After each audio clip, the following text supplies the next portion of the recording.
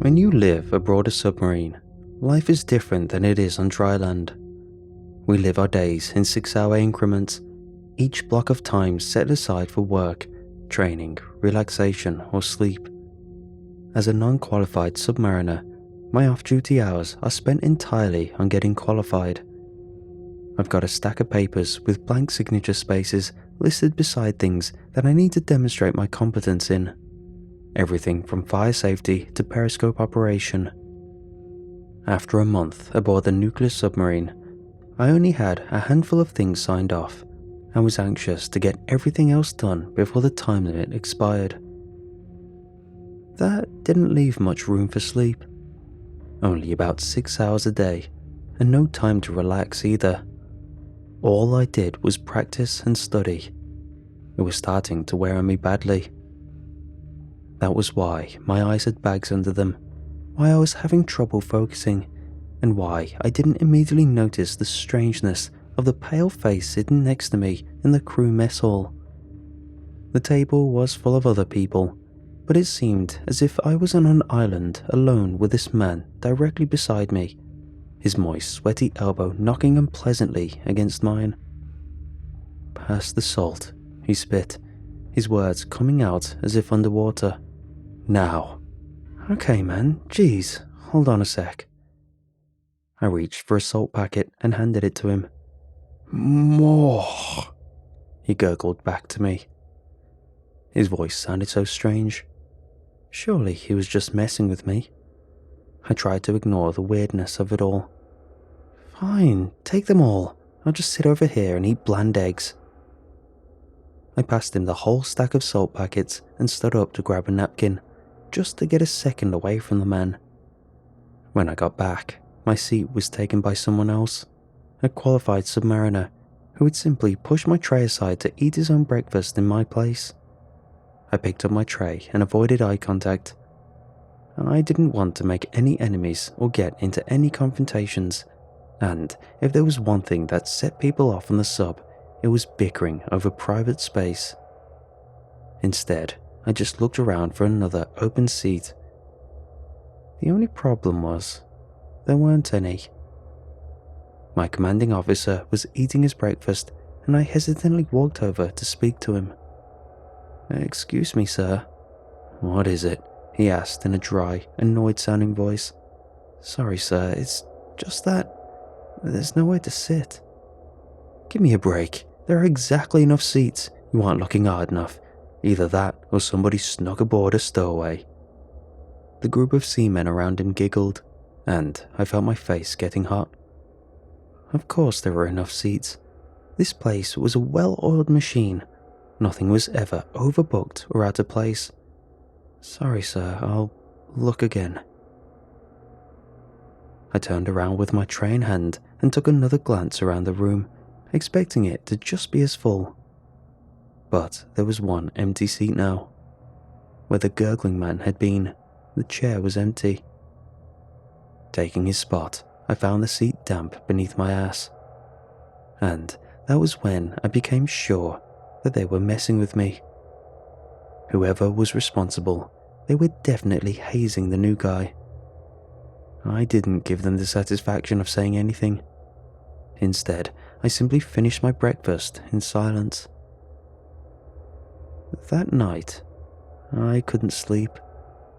All I could hear was the creaking sound of the hull expanding and contracting, and beneath that, a faint, almost imperceptible knocking, like someone was outside, begging to be let in. Knock, knock, knock. The following day, I was doing more training. There was always more training. This time, it was fire preparedness. I was working with 2 other non-qualified submariners and an officer who was overseeing us. He would be responsible for signing off on our abilities, so I was careful with how I spoke to him, being respectful and polite at all times. We were just about to finish the fire hose exercise when I saw the gurgling man from the day before. He caught me off guard, causing me to jump with a startled fright. The man was standing in the small, cramped room where we were training, watching us from the shadows in the corner. I hadn't noticed him before that. It was like he had just appeared there. I felt a hard slap on the back of my head and looked to see the officer who was supervising us was standing directly beside me, giving me a hard, angry look. "Do you know what happens to a vessel at sea during a fire?" he asked us, his voice cold as ice. It burns," I said, hoping that was the answer he was looking for. It seemed like it was, since he smiled.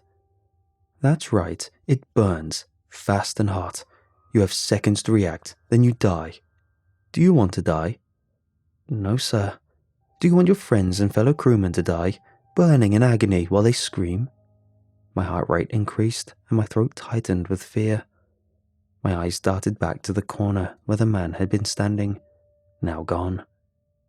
The pale, sweaty man from the cafeteria who had wanted salt, who had demanded it in a gurgling, waterlogged voice. The officer smacked me on the back of the head again, a little harder this time. "You're still daydreaming. If this was a real emergency, you'd be dead right now. Them too." He pointed at my training partners. "I'm sorry, sir." "Not sorry enough.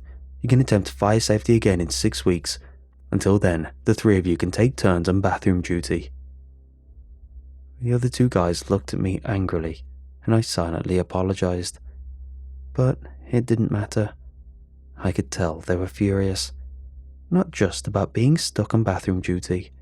It was more about the stress of having one more thing on our plates to study for. One more thing to check off our list that should have been done already. I'd been looking forward to crossing fire safety off my to-do list. The other guys had probably been looking forward to that too. I tried to ease the tension when the officer walked away, hoping I could explain what had happened. "I'm really sorry, it's just... Hey, did you see that weird guy watching us from the corner of the room? That's why I got distracted. I think he's messing with me for taking his seat in the mess hall yesterday." The 2 recruits looked at each other with concern written across their faces. Then the taller, blonde guy on the right grabbed my shirt collar and threw me up against the wall, looking mad. "Are you losing it, dude? There's nobody here but us." He gestured around the empty room, looking at his buddy. "We should tell the captain. Guy's got a screw loose." I became immediately defensive, trying to avoid embarrassment. "No, sorry, I'm just tired. I didn't see anybody. I was daydreaming, like Officer Brandt said. Sorry guys, it won't happen again." The 2 of them walked away, looking over their shoulder and muttering about me. I got the feeling I hadn't convinced them. Over the next few days, that suspicious feeling would grow into a near certainty as I kept getting strange looks from almost everyone on board. Maybe I was just getting paranoid, or maybe it was a lack of sleep from constantly studying and practicing, or maybe it was those damn, never-ending knocking sounds. Whatever it was, I could feel my mind gradually slipping. The noises were keeping me up during every hour I spent in my bunk. It was like whoever was making that sound was doing it intentionally to keep me awake. But that didn't make any sense, since it was a sound made by machinery or pressure or something like that. At least, I assumed that's what it was. It was never steady enough to anticipate a rhythm. That was the worst part. It was persistent though, and getting louder all the time. The bunk would be silent for a few minutes, just long enough for me to relax. Then the knocking would start suddenly, loud enough to wake the dead, sounding like whoever was doing it was right beside my ear. Then the hull would start to creak and groan, machinery would click on, and carbon dioxide scrubbers would whir to life, and then the knocking would begin again. It was like an unwanted orchestra of ear-splitting sounds every single night. The bags beneath my eyes were turning into full-blown suitcases, growing larger and darker by the day. When I arrived at the mess hall for breakfast, I saw it was filled to capacity once again. This time, I didn't say anything, instead just grabbing a tray and lining up for my meal at the counter. I just hoped by the time I went to sit down, there would be a seat available. The scrambled eggs and bacon sat on my plate looking greasy and unappetizing, the toast not even warm enough to melt the cold lump of butter sitting atop it. Feeling queasy, I turned around to inspect the room. My vision was blurry from tiredness and I felt dizzy, like everything was spinning. The constant motion of the sub beneath the water was making me feel sick, the nausea compounded by my total lack of sleep. A pale, sweaty face was staring up at me from one of the tables. It was him. He was looking right at me, taunting me. He picked up a piece of bacon in his shiny fingers and crammed it into his greasy mouth, chewing with his mouth open. Smiling at me, his teeth grinding red meat, fat and gristle, he picked up a packet of salt and poured it into his mouth. Nobody nearby seemed to notice or care. Whatever appetite I had before was suddenly gone, watching his greasy lips smacking up and down. As discreetly as I could, I deposited my food into a nearby trash can, then wandered back towards the bunks. The hair stood up on the back of my neck, and I felt like eyes were on me, so I turned to look back. Several people were staring at me, their skin pallorous and slimy with moisture. One of them I recognized as a seaman named James. He had been kind to me on the first day aboard the sub, introducing himself and showing me around. But now his eyes looked cold and angry. I saw a mark on his neck like a vampire bite, but with 3 red dots instead of 2, in a triangular formation. All I wanted to do was get away. I couldn't deal with what I was seeing. I told myself if I could just sleep, everything would be normal again. So I got into my bunk and closed my eyes, not caring that it wasn't my turn to nap, only knowing that sleep was an imperative. But it wouldn't come. Instead, I laid awake, listening to those knocking, creaking sounds. They were persistent and man-made in their pattern somehow, like Morse code, or perhaps like an ancient tribal drumbeat, telling a story of a man lost in the wilderness without fire, wandering the dark without light. There was a new sound as well, like fingernails dragging across steel, getting closer, moving towards me steadily. I didn't like that new sound one bit.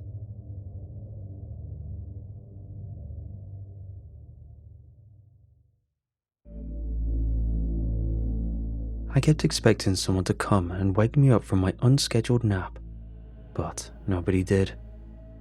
Instead, I fell into a dreamless, drifting, restful state of unconsciousness, before a loud bang startled me up from my bunk. It was dark, and I couldn't tell what time it was. It felt like I had been sleeping for too long though. However long it had been, it was too long. I got up on shaky, unsteady legs and moved in the darkness towards the door, silently so that I didn't wake the others in the room who might be sleeping. The sub groaned and creaked as I walked, the blackness of the room total and suffocating. When I opened the door, it should have revealed a brightly lit mess hall, but instead everything was cloaked in that same eerie darkness. "Hello?" I called out into the black, empty space. No one answered. I tried the light switch, but it didn't work. Getting scared, I went into the bunk room and began to pull open the curtains, which closed off each bed. They were all empty. But that was impossible. We rotated shifts constantly, so someone was always in the bunks. The lights flickered on for a moment, and my heart stopped in my chest as I saw a dark shadow of someone standing at the end of the aisle between the rows of bunks, watching me. And then the lights flickered off again, leaving me with that eerie afterimage. "Who's there?" I asked nervously, but the room was silent and no one answered. Growing increasingly afraid, I edged out of the sleeping quarters and shut the door behind me. The crew mess was dark and silent, but I knew it well enough to find my way through it. Whatever was happening in this area of the submarine, it was probably just this section. They were doing a drill or something up in the control room, probably. Unless there was an accident. Unless they abandoned ship without you.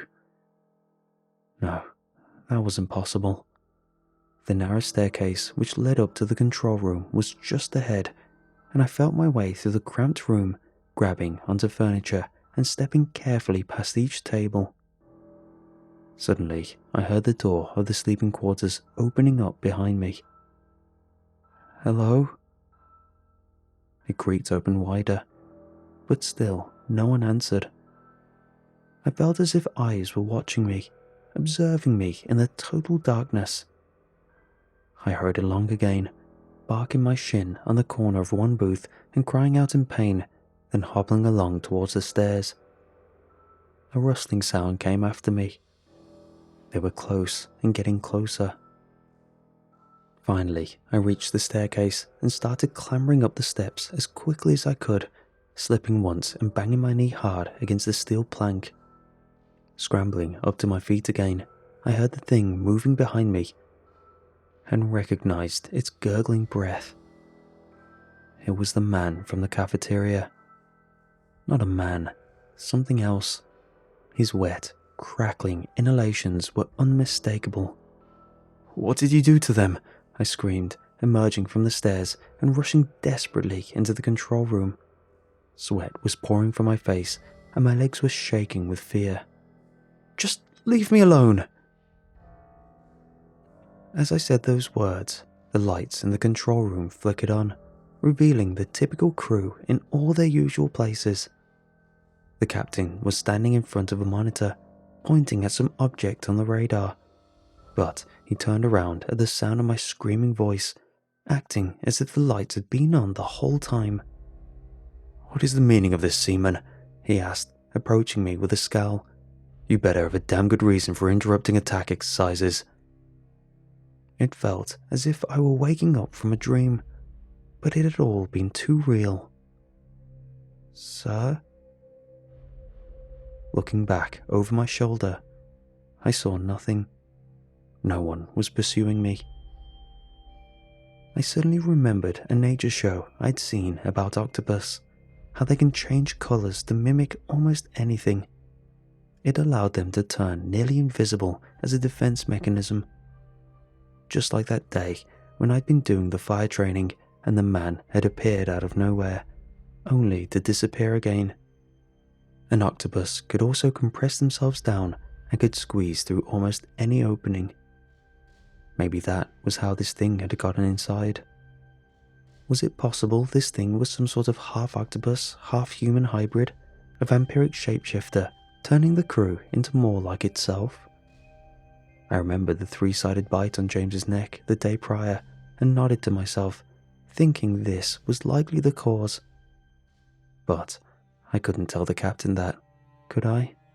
He'd think me insane, just like the other crew members I'd told had thought of me. Taking a deep breath in, I began to speak candidly.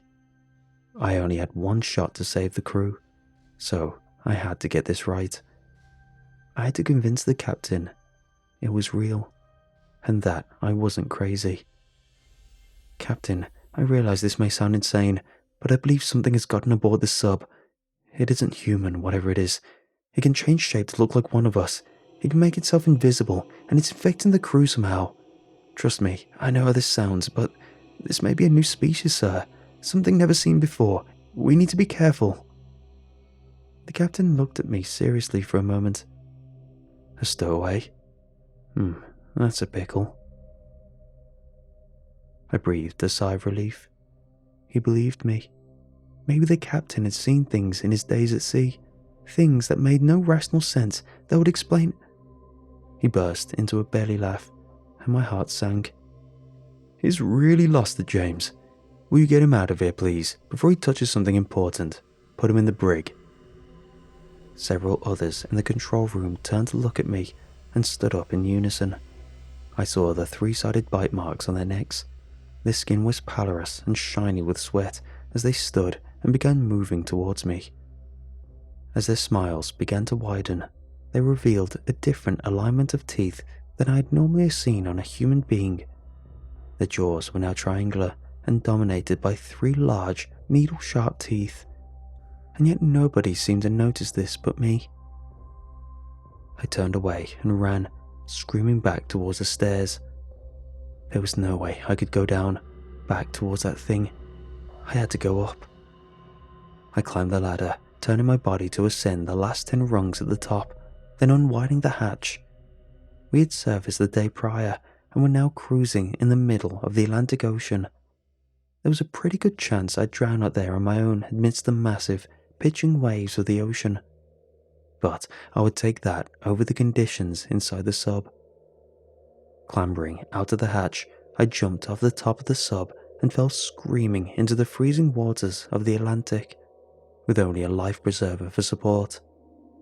I'm frankly surprised I even managed to grab one, considering my terrified state. A freight ship happened upon me, and I was miraculously saved the next morning after a harrowing night at sea, although I'm sure I'll be up for desertion charges when I get home. If I ever go home. Something tells me, wherever these things are headed, I want to be as far away as possible.